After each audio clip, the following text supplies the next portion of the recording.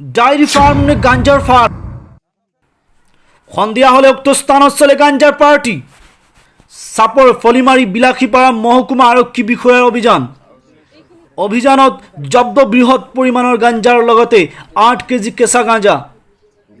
জানিব পৰা মতে আজি ধুবুৰী জিলাৰ চাপৰ থানাৰ অন্তৰ্গত ফলিমাৰী 2 নং খণ্ডৰ গাঁৱত থকা গকুল মিছন ডায়েৰী ফাৰ্মত গোশালা গোহালিঘৰৰ পৰা বিলাসীপাৰা মহকুমা আৰক্ষী বিষয়াই স্মৃতি ৰেখা ফুকনে এফালৰ পৰা কাটি তহিলং কৰে উক্ত গাঞ্জাৰ খেতি।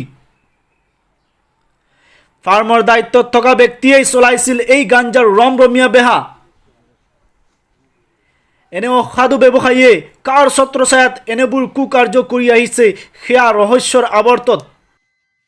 উক্ত কাৰ্যক ছাত্ৰ মুক্তি সংগ্ৰাম সমিতিয়ে তীব্ৰভাৱে গৰিহণা দিয়াৰ লগতে এনেধৰণৰ গাঞ্জা ব্যৱসায়ীৰ বিৰুদ্ধে ব্যৱস্থা কৰিবলৈ দাবী জনাইছে।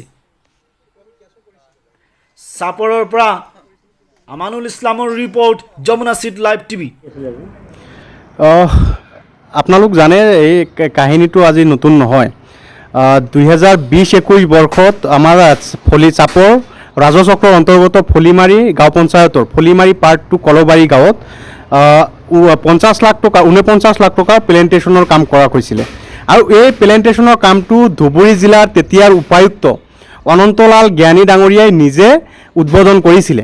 কিন্তু আমি তাৰ পৰৱৰ্তী পৰ্যায়ত দেখিছিলোঁ যে তাত কোনো ধৰণৰ প্লেণ্টেশ্যন নকৰাকৈ তেওঁলোকে এনে ৰাইজৰ ওপৰত পইচাখিনি আত্মসাত কৰি তাত থকা স্থানীয় ৰাইজৰ ওপৰত যধে মধে 10টা-15টাকৈ কেছ লগাই দি ৰাইজে প্লেণ্টেশ্যন নষ্ট কৰা বুলি মানে মিছাতে তেওঁলোকে অভিযোগ দি পেলাই কেছ লগাই দিছিলে।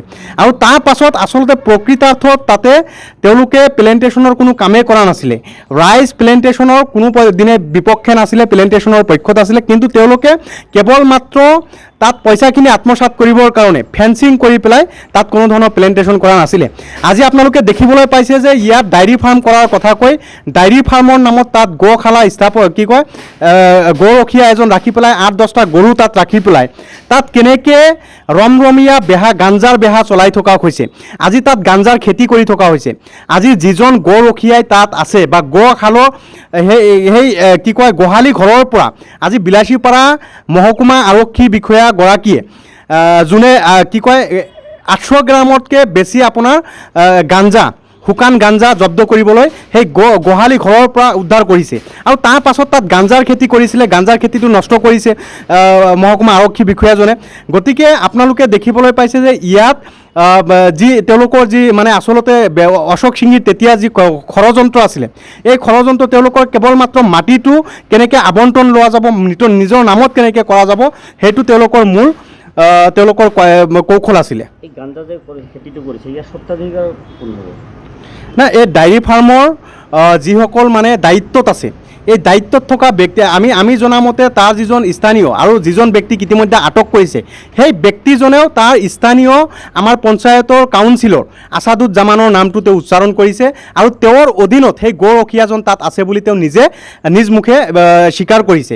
গতিকে এই কথাটো যে এনেকৈ যে গাঞ্জা